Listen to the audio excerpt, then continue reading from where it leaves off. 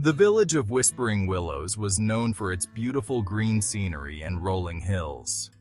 The wind whispered through the willow trees, creating a soothing melody that echoed through the village. Life moved at a slower pace here.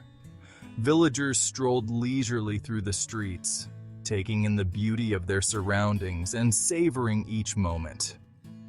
People appreciated the simple things: the warmth of the sun, the sound of laughter, and the joy of being in each other's company. The stories shared by the older generation were treasured, passed down from one generation to the next. Among them, Mr. Harris was the most respected, a man who had seen countless seasons come and go. His presence was a comforting constant in the ever-changing tapestry of village life. Mr. Harris lived in a small cottage on the edge of the village. He had a garden full of herbs and flowers, each plant carefully tended to with love and care. He spent his days tending to them and reading books.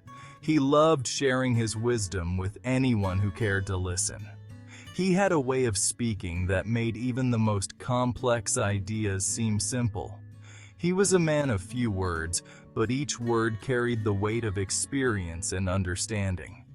In his silence, there was a depth that spoke volumes, a quiet strength that inspired all who knew him. Leo was a young man who had recently moved to Whispering Willows.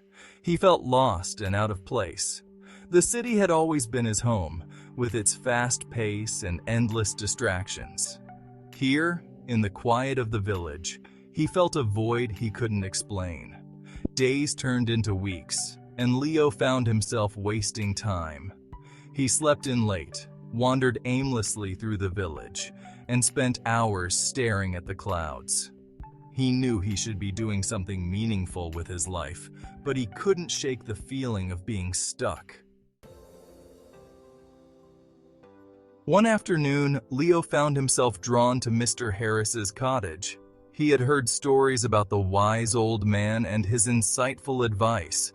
Mustering his courage, he knocked on the door. Mr. Harris welcomed him with a warm smile and invited him inside. "I feel lost," Leo confessed, his voice barely a whisper. "I feel like I'm wasting my time." Mr. Harris listened patiently, his gaze filled with understanding.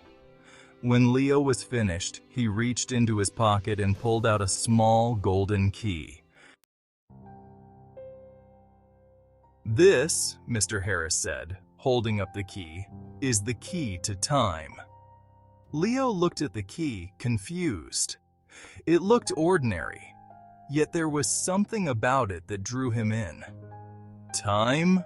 Leo asked, his brow furrowed. "What do you mean?"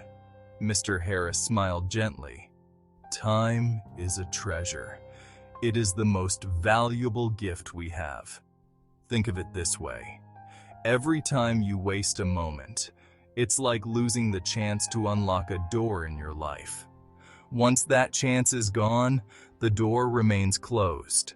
Time, like this key, has the power to open doors, but only if you use it with purpose. Waste it, and it's gone forever." Leo looked at the key, his mind racing. It was a simple object, yet it held the promise of change. He thought about all the hours he had wasted, the days that had slipped through his fingers like sand, all the opportunities he had let slip away, the dreams he had abandoned. He realized that Mr. Harris was right. Time was indeed a precious gift. Every moment was a chance to start anew. "But how do I use it wisely?" Leo asked, his voice filled with newfound determination. He wanted to make every second count. Mr. Harris placed the key in Leo's hand, his eyes filled with wisdom and kindness. "The key is to find something that gives your life meaning," Mr. Harris said softly.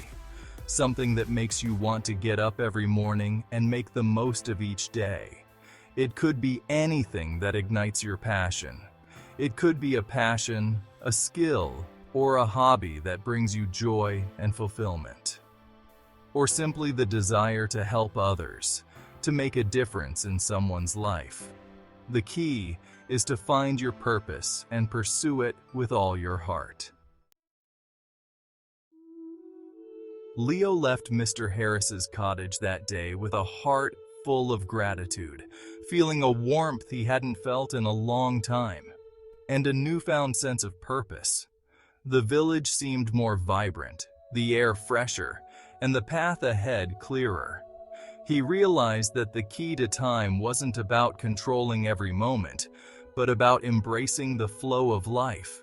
It was about using each moment as an opportunity to learn, grow, and make a difference, no matter how small.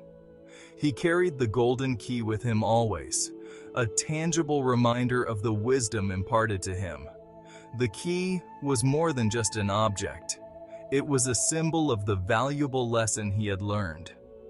The key was a symbol, a beacon of hope, and a reminder of the journey he was on. It reminded him that time was precious, a gift not to be squandered, and that he had the power to unlock its potential, to make every second count.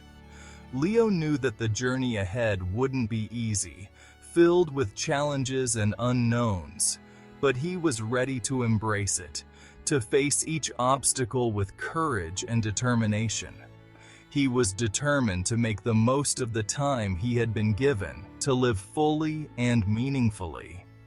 He was ready to discover the treasure of time, to uncover its secrets and cherish its moments.